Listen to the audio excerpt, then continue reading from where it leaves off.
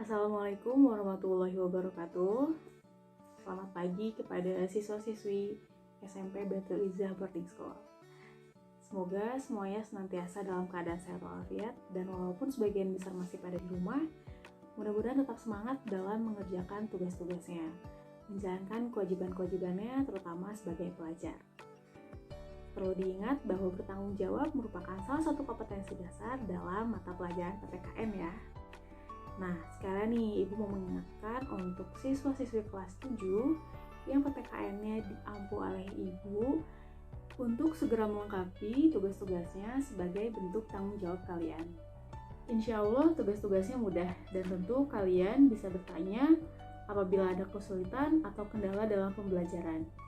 Biasanya kita berinteraksi melalui WhatsApp group atau Google Classroom ya. Pada kesempatan kali ini, Ibu akan menggunakan waktunya untuk menyampaikan atau menekankan kepada siswa terkait gaya belajar untuk memudahkan siswa dalam mencapai hasil yang diinginkan. Dalam kondisi pandemi seperti ini, apabila kita mau melihatnya secara positif, banyak manfaat yang kita dapatkan dalam hal belajar, salah duanya yaitu kemandirian dan fleksibilitas. Sebelum kita bahas tentang gaya belajar, yang pertama kita akan bahas dulu nih terkait modalnya. Ada beragam modal yang dibutuhkan oleh siswa untuk melakukan pembelajaran.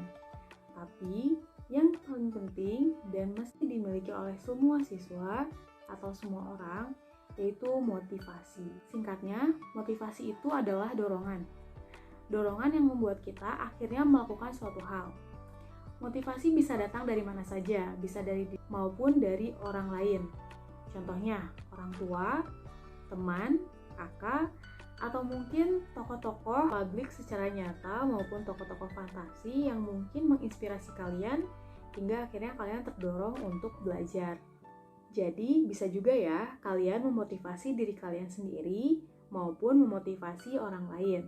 Nah, jadi mulai sekarang, kalau kita lihat ada teman yang lagi kurang semangat, bisa nih kita saling memotivasi satu sama lain. Nah, masuk ke gaya belajar. Gaya belajar umumnya ada 3, yaitu auditory, visual, dan kinestetik. Auditory, dia akan lebih efektif atau lebih senang mendengarkan. Sedangkan visual, biasanya dia lebih senang melihat objek-objeknya secara nyata, kemudian membaca. Sedangkan kinestetik, biasanya dia akan lebih mudah memahami sesuatu melalui gerakan, bisa lewat permainan maupun hal-hal yang berkaitan dengan objek tersebut. Jadi ada bendanya dan bendanya bisa dia pegang, contohnya peta kayak gitu ya, atau misalnya balok-balok ketika mempelajari matematika, rumus ruang, seperti itu. Nah, kemudian gimana Bu untuk tahu gaya belajar yang cocok? Jawabannya ada dari kalian sendiri. Kalian bisa eksplorasi, mencoba macam-macam gaya belajar, kemudian mengevaluasi diri. Lebih mudah memahaminya dengan metode yang mana ya? Lebih suka mendengarkan atau membaca, atau tadi melalui gerakan atau melalui objek-objek untuk lebih memahami mata pelajaran. Selain gaya belajar, kalian juga perlu memperhatikan faktor-faktor lain yang mendukung atau mempengaruhi konsentrasi belajar kalian. Seperti misalnya waktu belajar. Ada yang mungkin lebih sukanya belajar pagi hari, atau ada yang lebih suka siang hari, atau yang lebih suka sore hari. Nah, itu setiap orang berbeda. Kemudian medianya, ada yang lebih suka duduk di kursi dan menggunakan meja, ada yang lebih suka lesehan, atau ada yang suka sambil jalan-jalan gitu, sambil di luar ruangan, atau ada yang lebih suka diskusi sama teman-temannya. Nah, itu juga perlu kalian cari tahu. Dari sekian banyak usaha atau cara yang kalian lakukan untuk memaksimalkan belajar, yang paling penting adalah tekad yang kuat dan konsistensi. Belajar nggak perlu lama-lama, yang penting kita terbiasa atau tekun.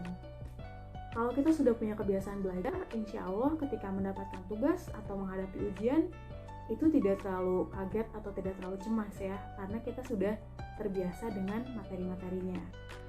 Orang yang lebih banyak belajar tentu akan lebih berpengetahuan. Kalau kita sudah punya kebiasaan belajar, kita akan lebih siap ketika menerima tugas ataupun ujian. Dan yang paling penting dari ilmu pengetahuan itu untuk membantu kehidupan manusia dan memecahkan masalah-masalah manusia itu sendiri.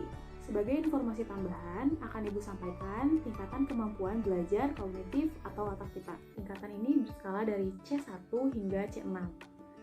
C1 merupakan tingkat yang paling mudah, sampai kepada C6 merupakan tingkatan berpikir yang paling sulit.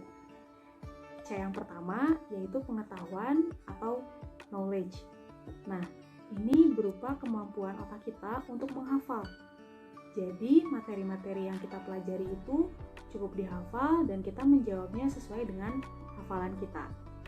C yang kedua yaitu pemahaman. Nah, di sini otak kita mulai bisa menyampaikan suatu materi menggunakan bahasa kita sendiri dan memberikan contoh-contoh dari materi tersebut. C yang ketiga, penerapan. Jadi, dari materi yang sudah dipelajari, penerapannya dalam kehidupan sehari-hari seperti apa ya? C yang keempat merupakan analisis. Di sini, kemampuan berpikir kita mulai mampu untuk menguraikan informasi, kemudian memilih pendapat, dan menemukan sebab akibat. Nah, coba dibuka LKS-nya, dilihat tujuan-tujuan belajarnya. Ada salah satu kegiatan di mana kalian diminta untuk menganalisis suatu topik tertentu ya. Nah, berarti untuk siswa SMP, ini diharapkan sudah mampu sampai sini nih, sedikit-sedikit sudah bisa menganalisis suatu materi atau suatu masalah. C yang kelima yaitu sintesis, di mana cara berpikir kita atau kemampuan berpikir kita sudah mampu membuat suatu teori dari ilmu-ilmu pengetahuan yang sebelumnya.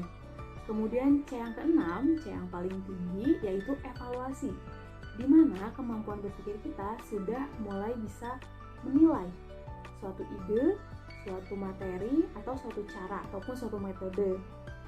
Nah, coba kalian perhatikan kembali kemampuan dari belajar atau berpikir kalian. Apakah sudah berada pada tingkatan yang mampu untuk menyelesaikan tugas-tugas kalian di jenjang SMP ini? Kalau misalnya belum, bisa membiasakan diri untuk memulai mendisiplinkan belajar untuk meningkatkan kemampuan kalian sendiri.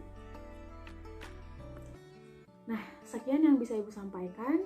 Hal ini akan sangat bermanfaat, bahkan sampai kalian menginjak jenjang pendidikan yang lebih tinggi sekalipun.